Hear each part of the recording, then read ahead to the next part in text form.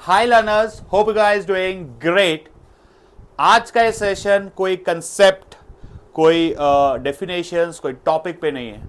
ये सेशन इतना इंपॉर्टेंट है कि आपके कंटेंट से ज़्यादा ये मैटर करता है। गाइस, सिर्फ एग्जाम में आप कंटेंट कितना भी याद कर लो, पर are there is a difference between you and the topper. वो डिफरेंस कंटेंट का नहीं होता, एक मेजर डिफरेंस होता है उसके प्रेजेंटेशन का। इट्स नॉट कि कि आप क्या पढ़ के जा रहे हो, it's how you present it, वो ज्यादा मैटर करता है आजकल के बोर्ड्स के एग्जाम में। तो आज मैं आपको बताने वाला हूं कुछ ऐसी चीजें जो आंसर राइटिंग बहुत इंपॉर्टेंट, पढ़ के वो भी वही जा रहा है जो आप जा रहे हो, उसने भी वही प्लानिंग पढ़ा है, आपने पढ़ा है, एनसीईआरटी वही पढ़ रहा है, आप भी पढ़ रहे हो, बट स्टिल उसके नंबर अगर आपसे ज़्यादा आ रहे हैं तो एक डिफरेंस कंटेंट में भी, कि कंटेंट की वजह से थोड़े से मार्क्स ऊपर नीचे, बट एक जो मेजर डिफरेंस आता है वो है उसका प्रेजेंटेशन। तो इस वीडियो में हम डिस्कस करेंगे कि कैसे हम हमारे प्रेजेंटेशन को एक टॉपर के लेवल का बना सकते हैं। तो कुछ चीजें भाई, सबसे पहले it's all about your presentation is your first impression. जब आप पेपर लिख रहे हो तो उसको नहीं पता आपका नाम, स्कूल, सिटी, कुछ नहीं, वो सिर्फ आपकी हैंडराइटिंग, आपके प्रेजेंटेशन में आपको जज कर रहा है, and your handwriting is your first impression.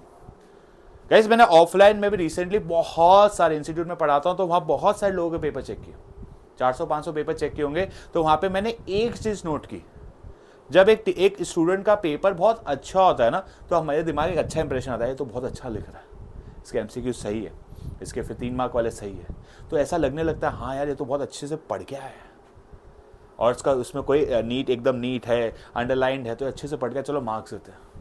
तब उसके 4 मार्क 5 मार्क तो सब सही हो जाता है, 6 मार्क में तो सीधा ठीक है, टॉपिक मिल रहा है, अंदर कंटेंट पढ़ने की इच्छा नहीं होती। This is the game. या presentation is not only your first, मैं तो ऐसा समझता हूँ, it's your only impression. Content है, पर कंटेंट से ज्यादा अगर कोई है तो that is your presentation. So presentation हमारे लिए इतना इंपॉर्टेंट हो जाता है। अब आपका प्रेजेंटेशन होना कैसे चाहिए?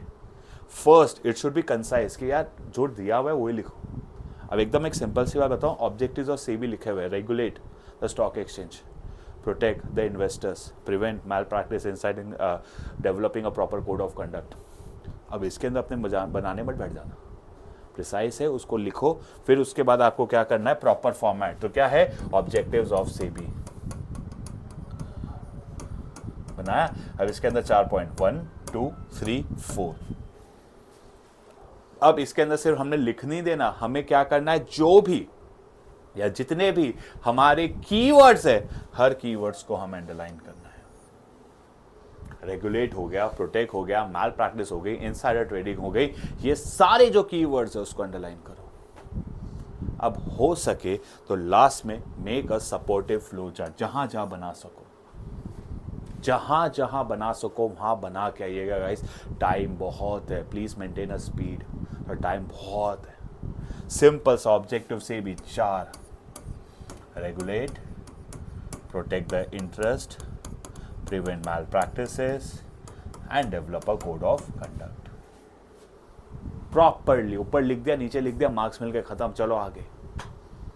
नेक्स्ट, इसके बाद आप लोगों को मैं एक सैंपल बताता हूं कि कैसे आपको लिखना चाहिए। देखो, फंक्शन जैसे कि हमने ऑनलाइन हमें मिला, हमें नहीं पता किसका पेपर, जिसका paper, very good, thank you कि आपने नेट पे डाला हुआ है या जहां से भी मिला, thank you for it.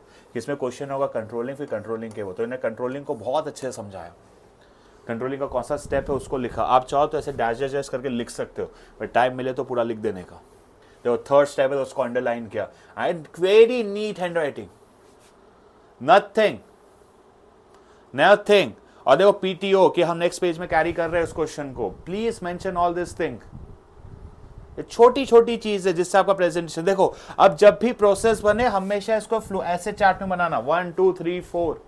Features बने आप ऐसे लिख सकते हो, इंपॉर्टेंस बने ऐसे लिख सकते हो, प्रोसेस में ऐसे मत लिखना, प्रोसेस एक पैटर्न में होना चाहिए, और ये क्लीन बनाना। ऐसा नहीं इसमें भी स्क्रिबिंग कर रहे हो, स्क्रिबिंग ऐसे होती है, ऐसे नहीं।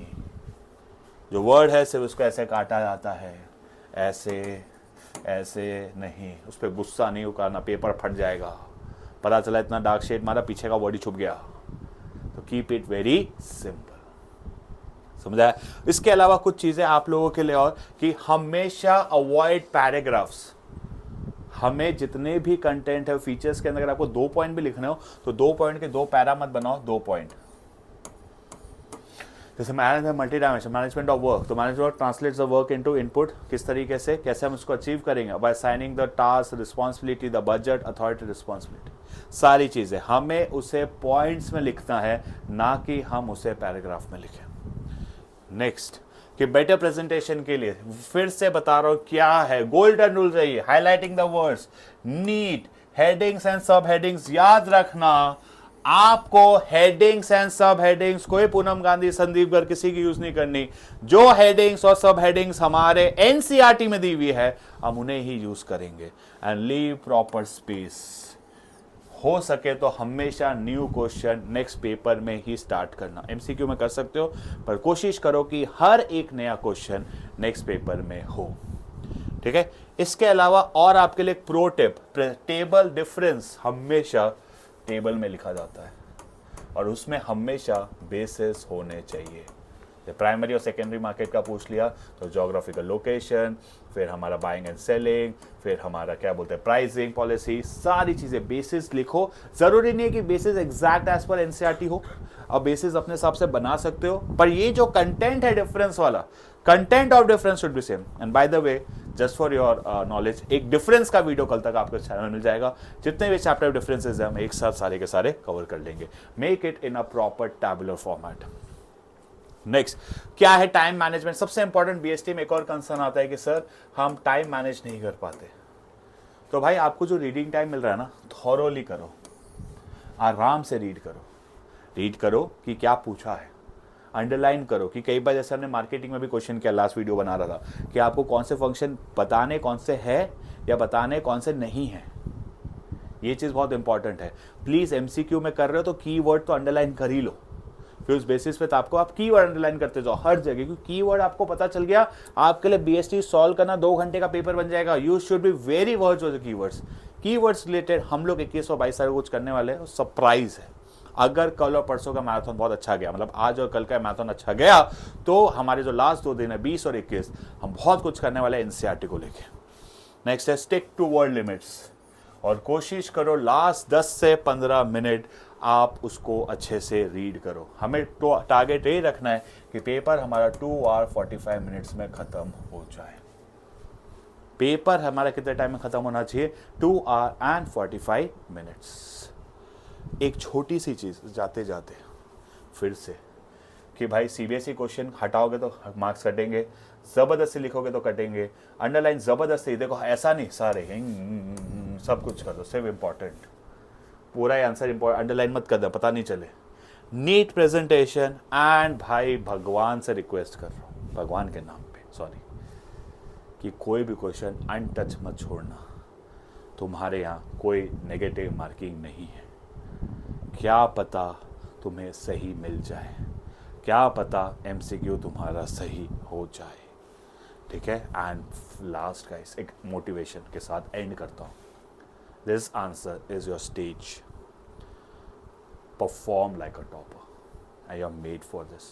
मैं 100% श्योर हूँ आज से जो भी आप पेपर प्रैक्टिस कर रहे हो उसको वैसे ही करो कि आखिरी बीएसटी का पेपर लिखना है। आप 3 पेपर लिख रहे हो, 5 लिख रहे हो, 7 लिख रहे हो, ज़्यादा लिख रहे हो, एक हर पेपर को वैसे ही लिखो कि ये आखिरी पेपर है। Let's do it. सो मिलते हैं आज रात को 8 बजे पूरे बीएसटी के बुक 1 के मैराथन में। आज के लिए इतना ही, टाटा, सी यू, बाय गाइस।